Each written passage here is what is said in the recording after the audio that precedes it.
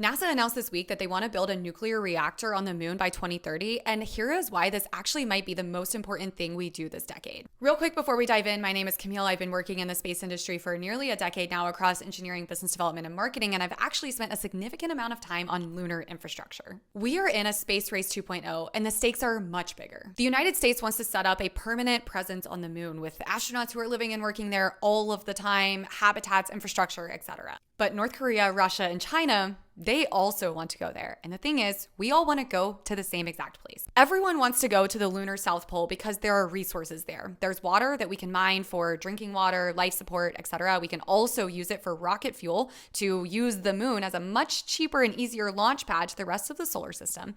And we also think there's something called helium-3 that, if we could mine it and bring it back to Earth and also solve nuclear fusion, could solve Earth's energy demands for 10,000 years. And while technically no one can own the moon, there is nothing stopping North Korea or Russia or China from getting to the lunar South Pole first and saying, no one else can come. This is ours. And then they would use the resources for solar system exploration like the 1400s, where the moon and asteroids are the new continents. There's nothing stopping them from shipping those resources back to Earth and controlling the economy. The United States has an alliance called the Artemis Accords with about 50 or so countries. And all of us have collectively said, we will use this for the good of humanity and we will share resources. China, Russia, North Korea, they haven't signed that. They're doing their own thing. And in the last couple of years, they've said multiple times that they're going to establish a nuclear reactor on the moon by 2035. So we came in just now and said, we're going to do it by 2030. We're going to get there first because we don't agree with how you're handling this. Ever since this news came out, I've seen a ton of commentary on whether or not we can actually do this. And I think that's fair. I think it's fair to ask. However,